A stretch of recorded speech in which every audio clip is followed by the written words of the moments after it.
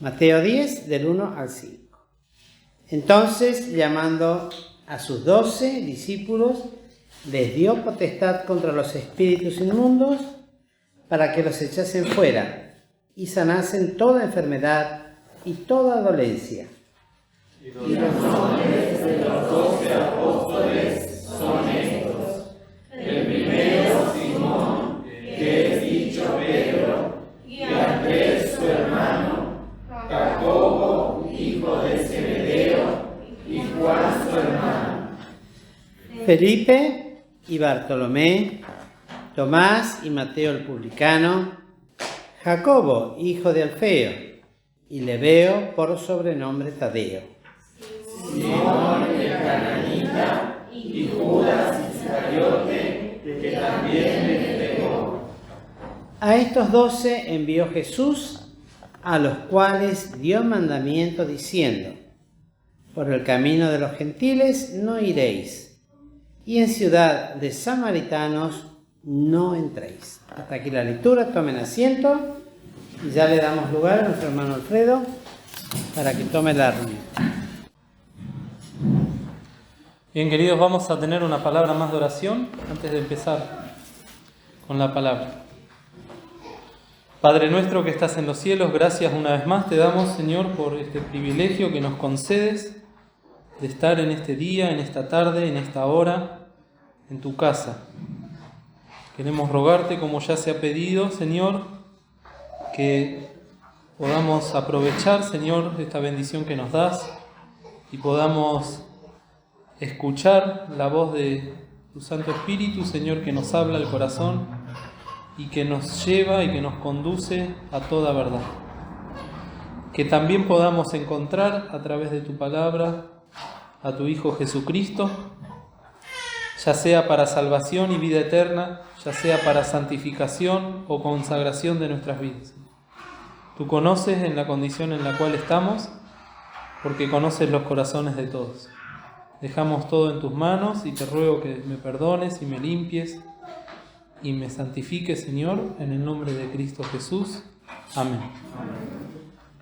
Bueno, queridos, este pasaje, para los que estuvieron en la escuela dominical el domingo pasado, es una continuación de lo que estuvimos viendo. Para aquellos que no estuvieron, vamos a hacer un pequeñísimo repaso. Como correspondía a la semana pasada un tema de libre elección, tanto para los adultos como para los niños, el Señor puso en mi corazón de tener esta lectura de Mateo 10 y poder mencionar, no estudiar, porque cada uno de estos apóstoles merece por lo menos una lección entera. He sabido de algún campamento que se hizo, todo el campamento entero, hablando de este tema, de los 12 apóstoles que eligió el Señor Jesús, y hasta me han pasado en su momento un resumen de eso, las anotaciones que después no volví a encontrar. Pero es muy precioso también, así como estamos estudiando la vida de Simón Pedro, poder ver y poder conocer un poquito, aunque sea, de aquellos 12 hombres, o mejor dicho, aquellos 11 hombres que también acompañaron a Pedro en su vida, en su paso por esta tierra, al lado del Señor Jesucristo.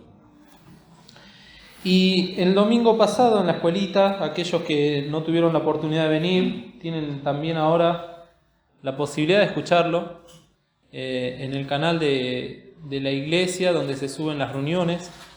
Por eso es que no vamos a detenernos demasiado en esto, y están invitados a buscarlo, pero hemos mencionado a los primeros, creo que 7 de los 12 discípulos que el Señor eligió. Primeramente a los hermanos Simón y Andrés, que eran pescadores. Luego hemos hablado de Jacobo y de Juan, también pescadores, hijos de Zebedeo, mencionados en este versículo 2 del capítulo 10 de Mateo.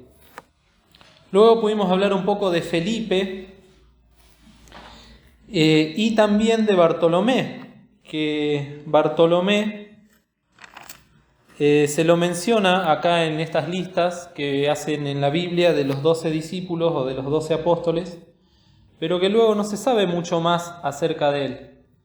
Y entendemos y compartimos junto con los hermanos que estudian la palabra de Dios y que son hermanos fieles que han dejado escritos distintos libros o diccionarios bíblicos, que este Bartolomé que se menciona acá en la lista es el mismo Natanael que el Señor conoce o busca ahí en San Juan capítulo 1, y que era un verdadero israelita en el cual no había engaño, y que era un hombre devoto al Señor, un hombre piadoso, como también se suele decir en la palabra de Dios, y que tenía la costumbre de orar. Y también vimos cómo él esperaba al Mesías prometido, y seguramente que sus oraciones estaban enfocadas en ese punto. A pesar de todas las cosas por las cuales uno puede orar, que son todas lícitas, o muchas de ellas son lícitas, vemos que muchas veces las oraciones de los siervos del Señor en la palabra de Dios están concentradas en cosas muchísimo más importantes de lo que nos puede estar pasando a nosotros.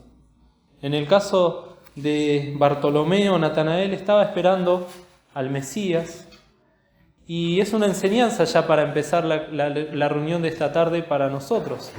Orar, no por la venida del Mesías, porque el Mesías ya vino, sino que tenemos que prestar atención a lo que oramos y ver si estamos orando por la venida de Cristo, nuevamente a buscar a su iglesia.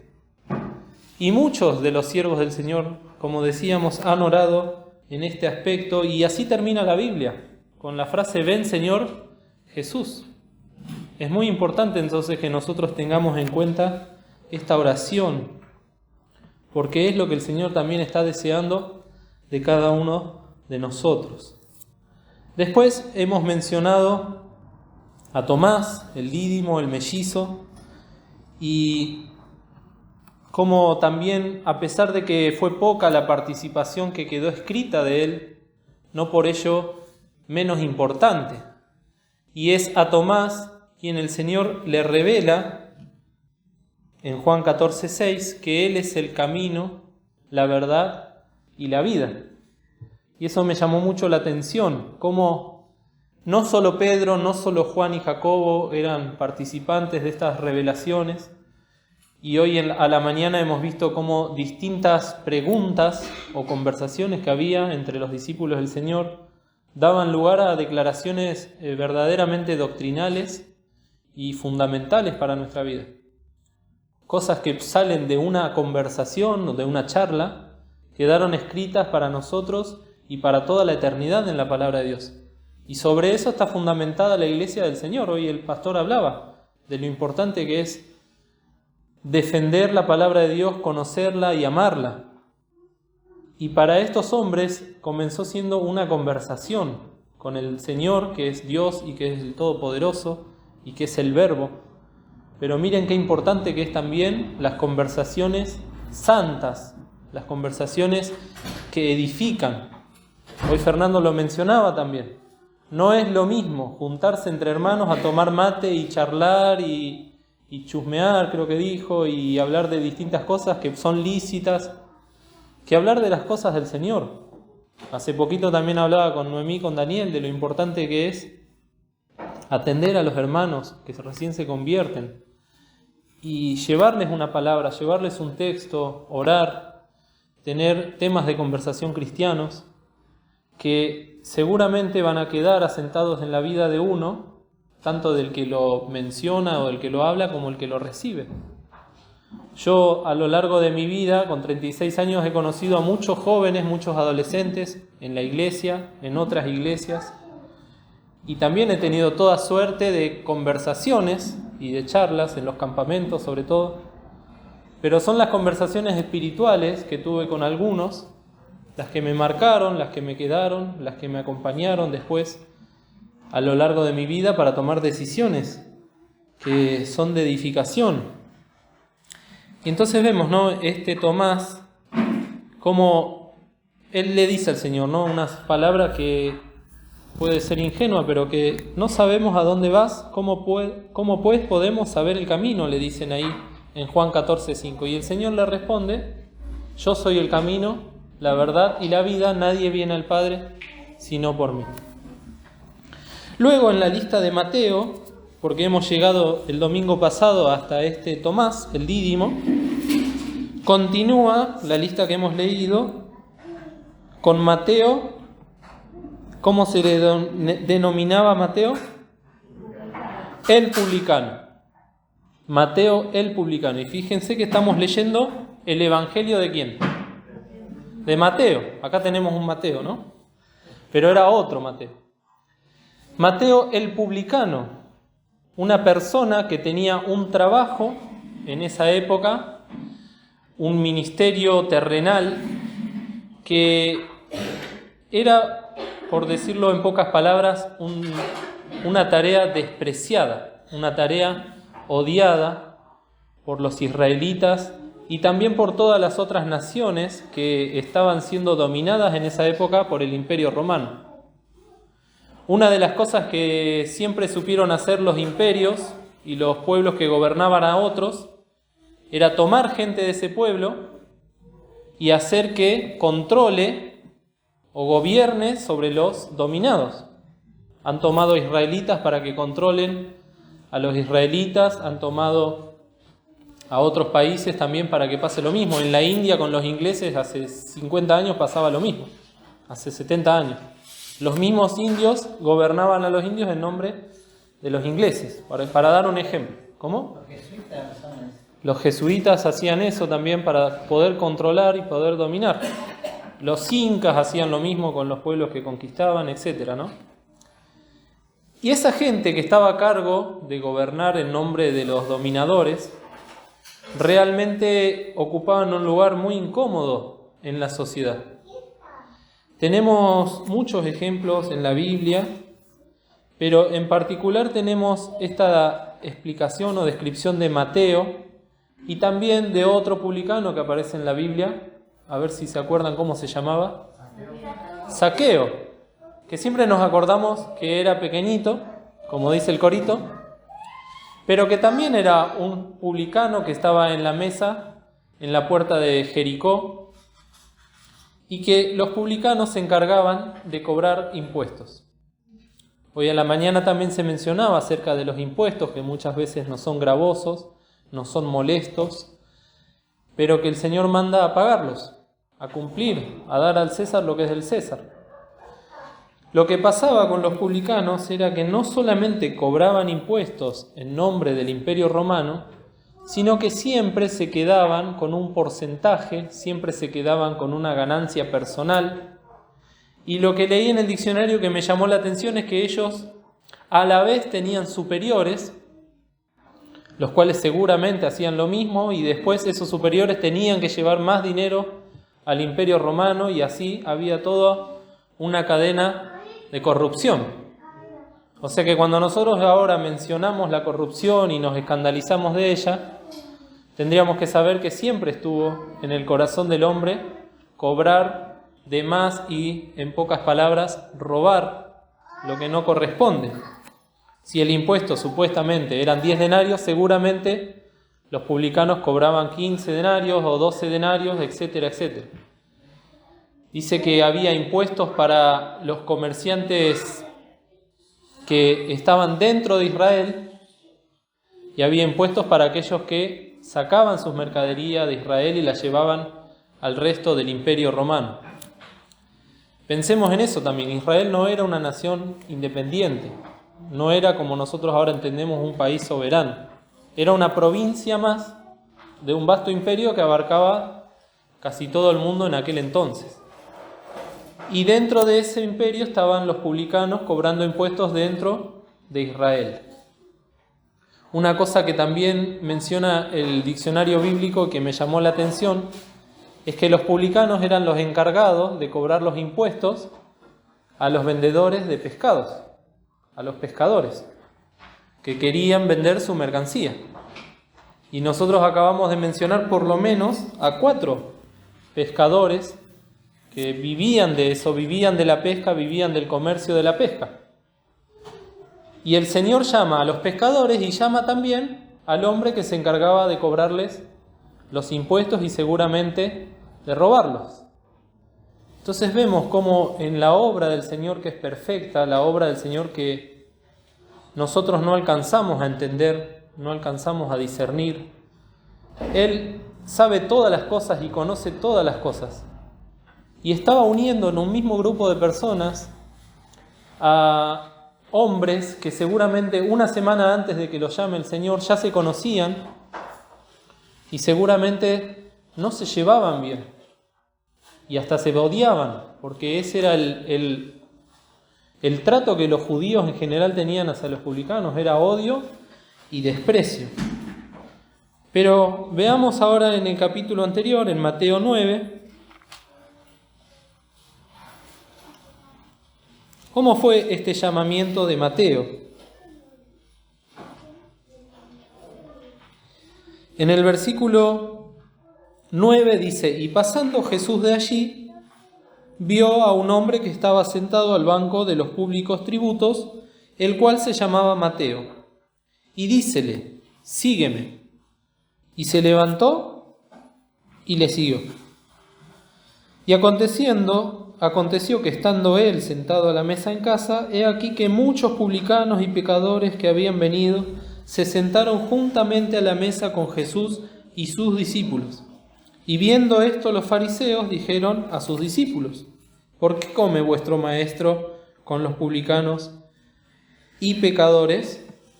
Y oyéndolo Jesús les dijo: los que están sanos no tienen necesidad de médicos, sino los enfermos. Andad pues y aprended qué cosa es misericordia quiero y no sacrificio, porque no he venido a llamar justos, sino pecadores a arrepentimiento. Acá tenemos también otra declaración preciosa y que es eterna de la obra del Señor Jesús en favor de los hombres. No solo de Mateo, no solo de Pedro, de Jacobo, de Juan y de los demás discípulos, sino que ya nos habla de la obra universal que efectuó el Señor Jesús.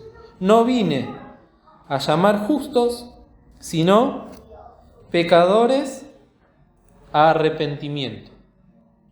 Ese es el mensaje del Evangelio en concreto, ese es el mensaje que se predica en la iglesia del Señor Jesús desde que se formó la iglesia.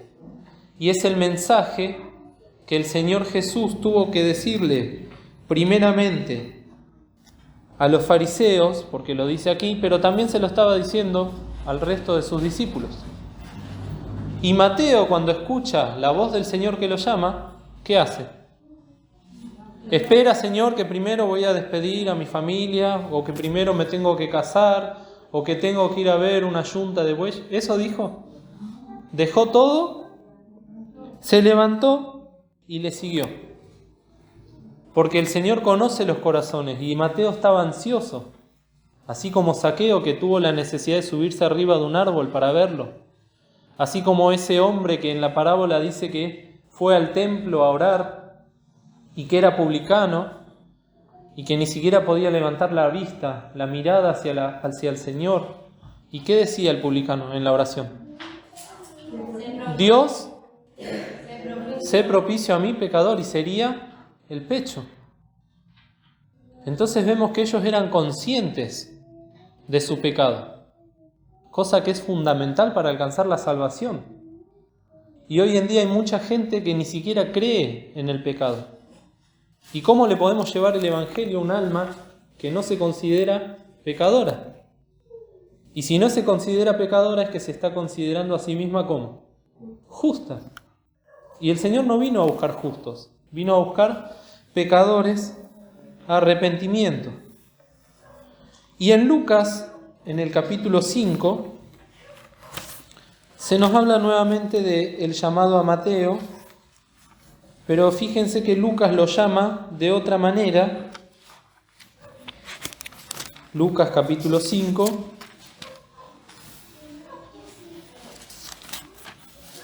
el versículo 29. El 27 dice: y después de estas cosas salió y vio a un publicano llamado Leví, Era el otro nombre, el nombre hebreo. Habíamos dicho que muchos de estos discípulos tenían un nombre griego y un nombre hebreo. El nombre hebreo de Mateo era Leví, sentado al banco de los públicos tributos, y le dijo: sígueme. Y dejadas todas las cosas, levantándose, le siguió. Y este versículo 29 es muy precioso porque dice: e hizo Leví gran banquete en su casa, y había mucha compañía de publicanos y de otros, los cuales estaban a la mesa con ellos. Prácticamente el mismo proceder que el de Zaqueo, ¿no? Cuando Zaqueo se convierte, organiza un gran banquete.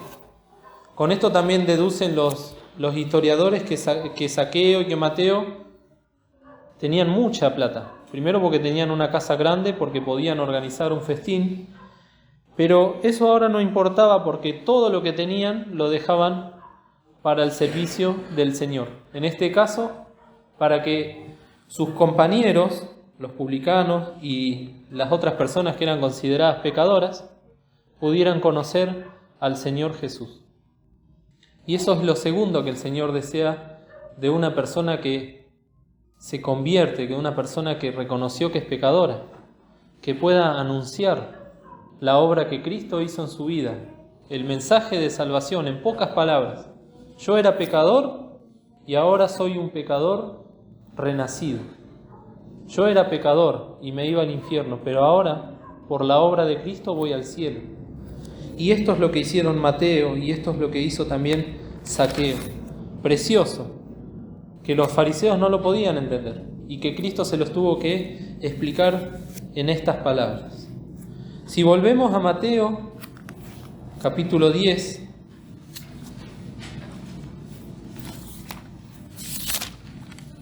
se menciona a otros dos hombres, después de Mateo el publicano, uno de ellos, Jacobo, hijo de Alfeo, y el otro, Lebeo, por sobrenombre Tadeo. Bueno, esta es la única referencia que tenemos de estos dos apóstoles, a pesar de que en otra lista se los nombra, y en otra parte, en otra lista, también a este que acá dice que es Lebeo, por sobrenombre Tadeo, también se lo menciona como Judas, no el Iscariote. Se pone a mencionar el apóstol Juan. Y este Jacobo, hijo de Alfeo, también se lo menciona en una lista, no lo vamos a leer por cuestiones de tiempo, pero se lo llama Jacobo el menor.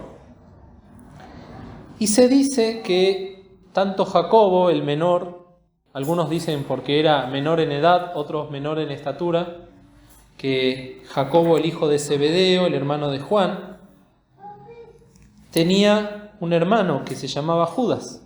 Por lo tanto, acá tenemos el tercer par de hermanos. El primer par de hermanos, ¿quiénes eran? Pedro y Andrés. El segundo par de hermanos, Jacobo y Juan.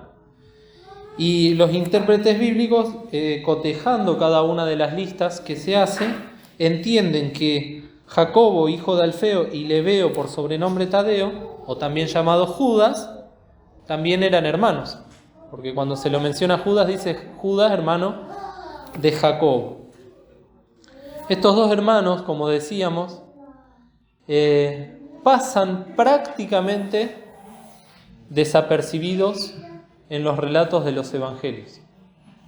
Pero nosotros creemos y entendemos, como se estuvo viendo en todas estas lecciones, que ninguno de los apóstoles tenía un lugar preeminente o mayor sobre los otros. Y ninguno de los apóstoles, por el contrario, tenía lugar menor que el de los otros. Y cada vez que uno de los discípulos quería ponerse por encima de los demás, el Señor Jesús se encargaba ¿de qué? De censurarlos, de retarlos, de bajarlos, dice acá la hermana. Porque todos eran iguales. Cualquiera que quisiera ser mayor entre sus hermanos será el menor. Y cualquiera que fuera el menor será el mayor. Para romper, para destruir toda lógica humana de la cual ellos estaban acostumbrados y todos nosotros estamos acostumbrados, que siempre tiene que haber alguien que señoree sobre los demás. A Judas, no el Iscariote, se lo menciona en una oportunidad. Los invito a leer en Juan 14, capítulo 14, versículo 22. Estos versículos o estos capítulos de Juan, desde el capítulo 13 en adelante, corresponden a la última semana del Señor Jesús en esta tierra. Y son capítulos muy doctrinales, muy profundos, donde el Señor reveló muchísimas cosas. El capítulo 17, por ejemplo, lo estuvimos leyendo en la Cena del Señor, pero comienzan todos aquí, en el capítulo 13. Hay un libro que se llama Amor hasta lo sumo, y justamente relata desde el capítulo 13 en adelante de Juan, cómo el Señor fue preparando a sus discípulos para ese momento crucial que iba a ser el de dar su vida en la cruz del Calvario. El capítulo 14, ¿cómo comienza diciendo? No se turbe vuestro corazón. Y allí el Señor les habla y les promete, y nos promete, las moradas eternas que está preparando para cada uno de nosotros en los cielos. Si creemos en Dios, también tenemos que creer en el Señor. Y después el 7 dice, si me conocieseis, también a mi Padre conoceríais. El Señor le está respondiendo a Tomás. Y fíjense, en el versículo 8 aparece Felipe.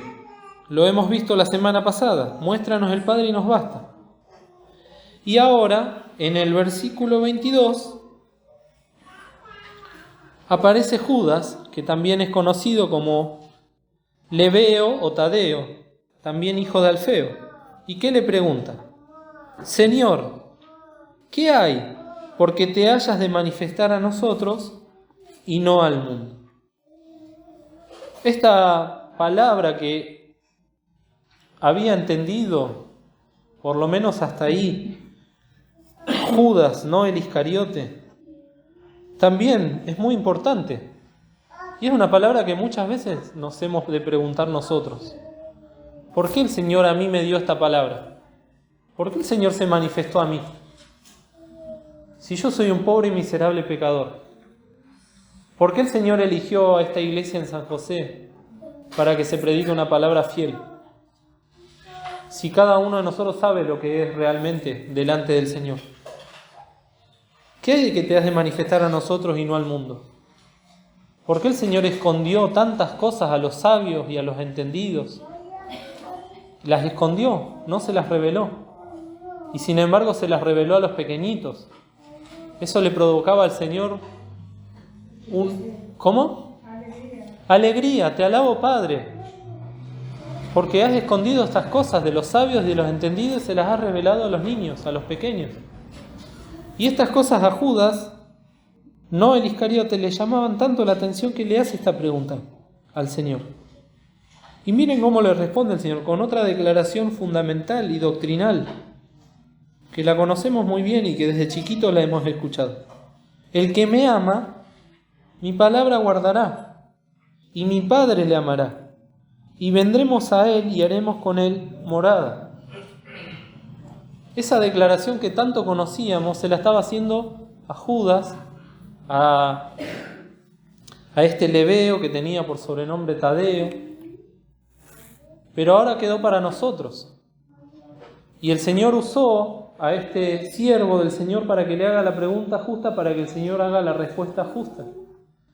Y este texto es una de las bases también doctrinales del testimonio Filadelfia, porque nosotros anhelamos guardar la palabra del Señor lo más pura posible como nos ha llegado. Y frente a tantos cambios que el diablo intenta hacer con la palabra de Dios, nosotros apelamos y recordamos este texto que nos viene al corazón y que tratamos de poner en práctica. El que me ama, mi palabra guardará. Y gracias a que Judas, no el Iscariote, hizo esta pregunta, nosotros tenemos ahora esta respuesta tan preciosa. Y tenemos también la consolación del Señor, de estos hombres que hasta parecen ser anónimos, aunque no son anónimos, porque anónimo ¿qué es? Alguien que no tiene nombre. A es no y anónimo es nombre. Hay muchos anónimos en la Biblia, también creo que hay un libro o un estudio sobre los anónimos de la Biblia. Gente que hizo cosas por el Señor que no están registrados sus nombres. Acá sí tenemos los nombres de estos dos hermanos, de Jacobo el menor y de Judas, no el Iscariote. Pero a pesar de que sus obras o sus dichos no quedaron registrados, lo decíamos también el domingo pasado, son tan y más importantes como cualquiera de los otros apóstoles, al punto tal que después Pablo tiene que decir edificados sobre el fundamento de los apóstoles. Y cuando dice de los apóstoles está hablando de estos hombres, de Mateo, de Lucas, de Juan, de Jacobo, de Pedro, pero también de estos dos hermanos. Y Pablo decía también ahí en 2 Corintios que como ignorados, más conocidos. Y eso también a nosotros nos tiene que consolar y alentar. Y no buscar ser reconocidos por nuestro nombre, no buscar ser reconocidos por nuestros hechos. El que nos tiene que conocer, ¿quién es? El Señor. El que nos ha de alabar algún día, si corresponde hacerlo, ¿quién va a ser? El Señor, delante del Padre, no delante de los hombres. Entonces, en lo que el Señor nos manda, en lo que el Señor nos pide que hagamos, tenemos que buscar de hacerlo también con discreción, buscar de hacerlo con temor y no tratar de ser vistos de los hombres como el Señor también les censuraba a los fariseos. Si seguimos con la lista de los discípulos que fueron llamados a ser apóstoles, aparece ahí en Mateo 10 el discípulo número 11. ¿Cómo lo menciona acá la palabra de Dios? Simón el cananita. ¿Cómo? Sí. No. Ese es otro Judas. Claro, porque Judas y Jacobo es lo mismo también.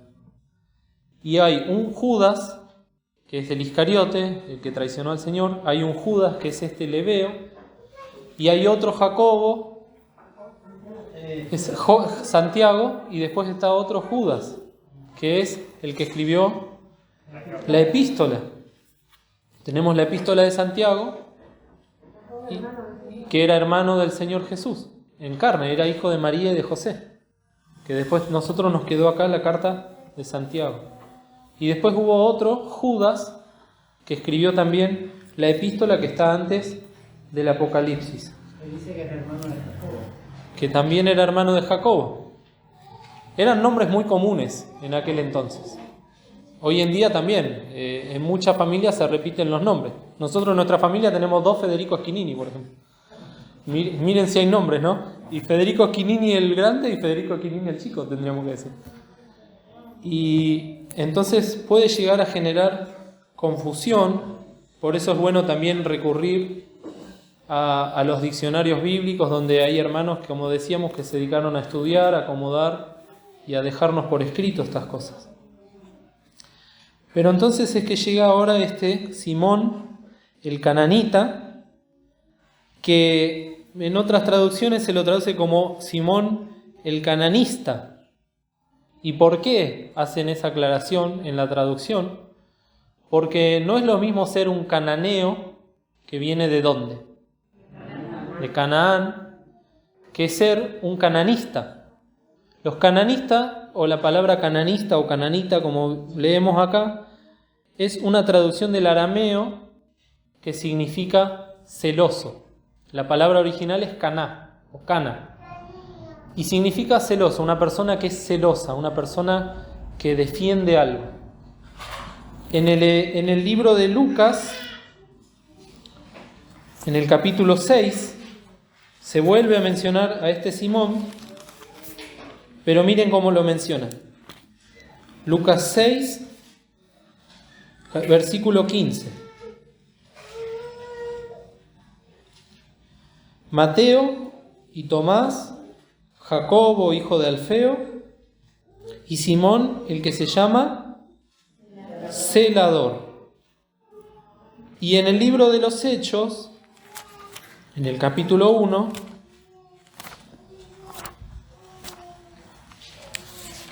menciona en el versículo 13 a todos los que moraban en el aposento alto, donde moraban Pedro, Jacobo, Juan, Andrés, Felipe, Tomás, Bartolomé, Mateo, Jacobo, hijo de Alfeo, y Simón, Celotes, y Judas, hermano de Jacobo. Ya no estaba Judas Iscariote acá. Hechos 1:13. En base a todas estas listas que están en los evangelios y en el libro de los Hechos, es que los hermanos han acomodado y nos enseñan que este Simón Celotes, o Simón Cananista, o Simón Celador, esa palabra que acompañaba el nombre, ese adjetivo que acompañaba el nombre, el celador o el celote, era un título que le daban o que se le daba a las personas que participaban de una organización no religiosa, pero sí política en los tiempos del Señor Jesús. Eran los celadores, era un grupo de israelitas que eran celosos de la nación de Israel. A nivel patria eran patriotas, pero también eran encargados de cometer atentados y crímenes, y era una organización armada que se oponía a toda clase de dominio extranjero. Eran, por decirlo de alguna manera, o como lo conocemos nosotros ahora, subversivos. Era la resistencia israelita que se encargaba de oponerse, en este caso, al Imperio Romano. Y seguramente este Simón, aunque no lo dice, eran todos hombres jóvenes, y generalmente en estas organizaciones siempre los jóvenes son los encargados de cometer los hechos, como se dice ahora, el crimen material y el crimen intelectual. Ellos eran los encargados de poner el cuerpo y poner las armas en nombre de esto que ellos consideraban una misión sagrada, que era defender al pueblo de Israel. Y a este Simón también llamó el Señor Jesús. Yo pensaba, de todos los hombres que conformaban a los apóstoles, seguramente él habrá tenido admiración por parte de sus hermanos, por parte de sus compañeros, ¿no? Porque era un verdadero patriota. Pero luego el Señor Jesús les tuvo que enseñar: mi reino no es de este mundo. Cosa que también nos enseña a nosotros, que tantas veces, y hemos conocido a tantos hermanos que se han fascinado por la política y se han ido a militar lo que ellos consideran causas justas y loables, en contra de la pobreza, en contra de esto, en contra de la corrupción.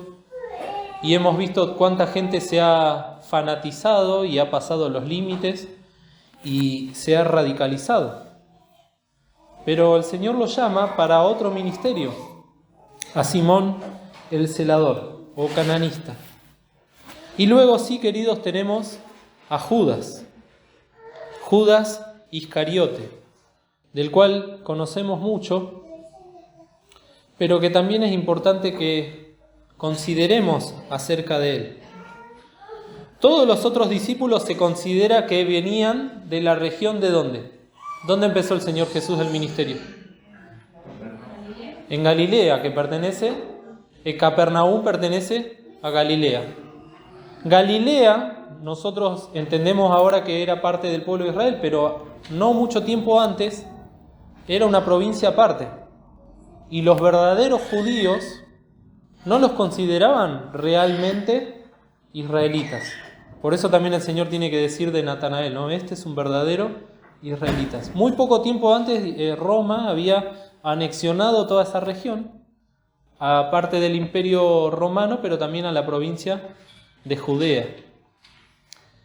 Y es así que casi todos ellos, para muchos de los judíos, eran considerados extranjeros todavía. No al nivel de uno de Samaria, pero sí realmente eran vistos con desprecio. Y este Judas se le dice Iscariote porque era de la región de Queriot. Y Queriot, en el mapa bíblico, es, podríamos decir, el único de los discípulos que realmente era judío o de Judá. Miren ustedes, ¿no? El único que venía de la zona de Judá era el que después iba a traicionar al Señor. Vamos a ver qué nos dice Juan acerca de Judas en Juan 12.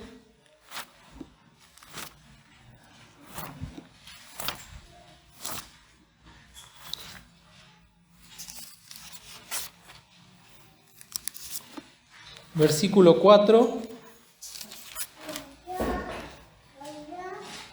a 6.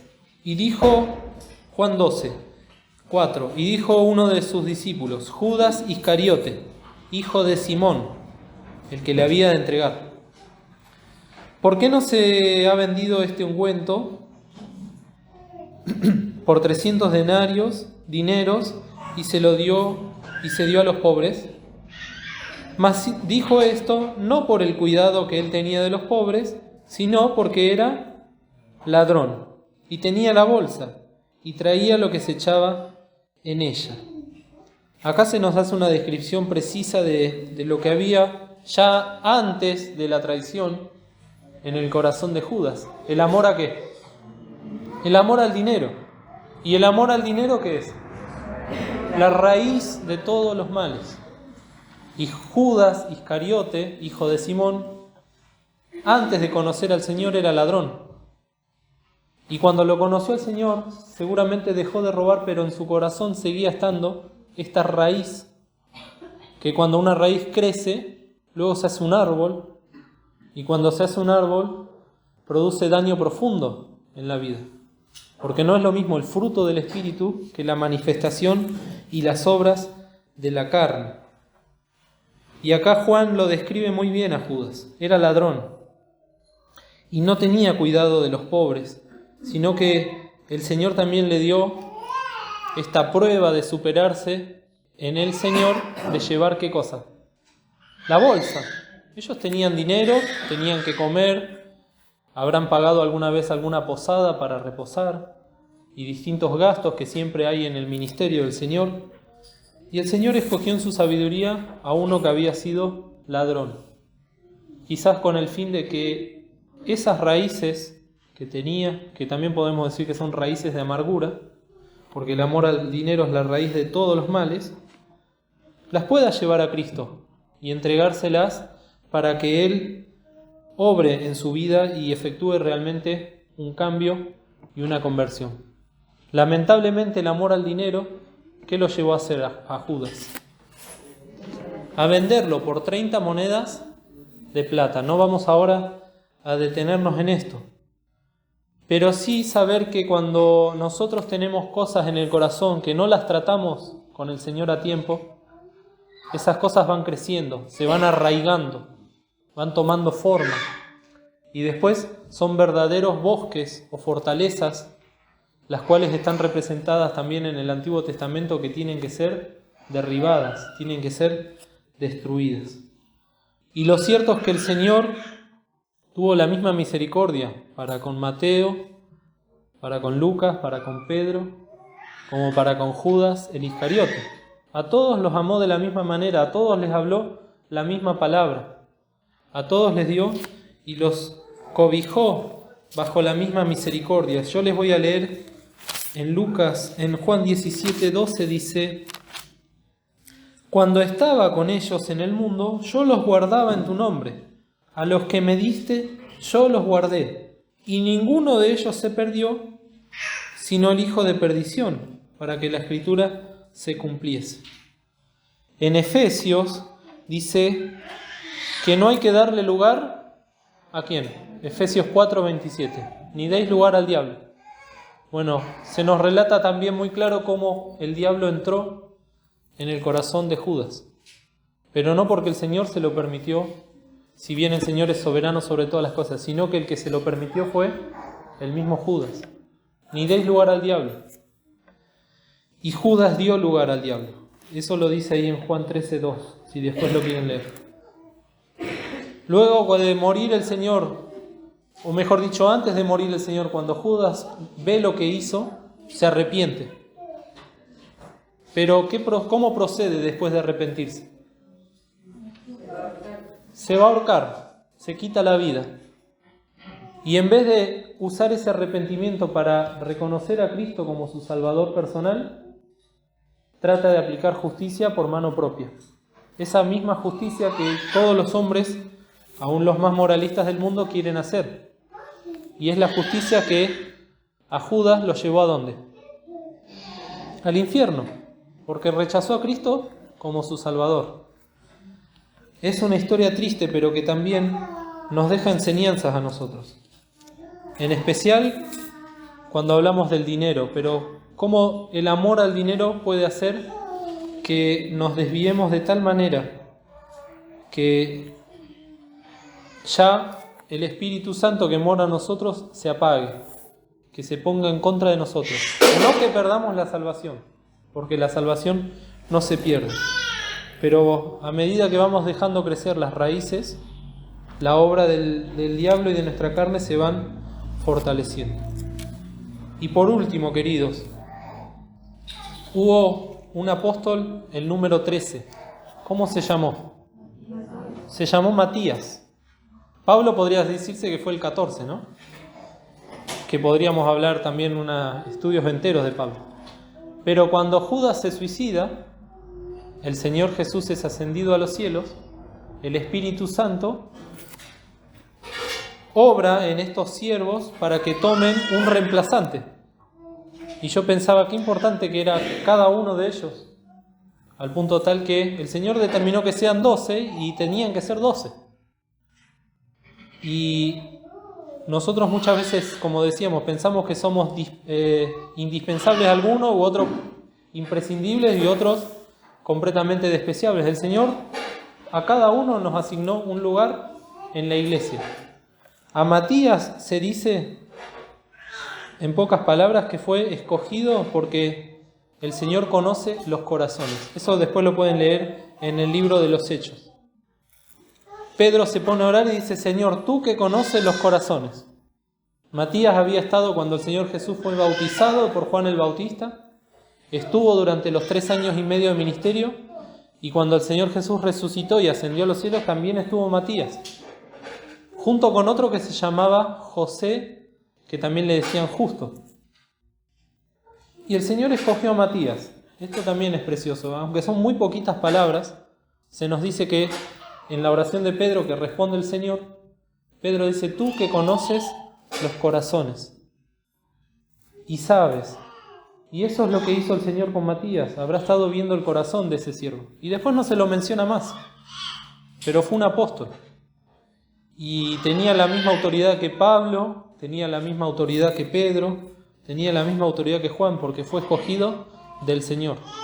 Y al igual que el rey David, lo que vio el Señor en Matías fue lo que hay en el corazón, y no lo que hay en las apariencias de los hombres. Así que estos últimos apóstoles que hemos leído, para los ojos de los hombres, un publicano, que en pocas palabras era un ladrón, un asesino, otro ladrón más, estos 2 hermanos que podemos decir en términos humanos que no eran nadie, pero que el Señor los llamó igual. Y en cada uno de estos hombres tenemos que encontrarnos representados nosotros, cada uno según su experiencia, cada uno según el punto en el cual está en su vida. Algunos creen que son mejores que otros, bueno, hay que bajar, humillarse. Algunos creen que no son nadie. A todos el Señor nos ha venido a buscar, y sobre todo, con todos el Señor quiere hacer una obra. Gracias a Dios que pudo llamar a estos hombres, que no eran mejores que nosotros, pero con ellos el Señor también demostró que puede hacer obras preciosas, puede hacer milagros hermosos.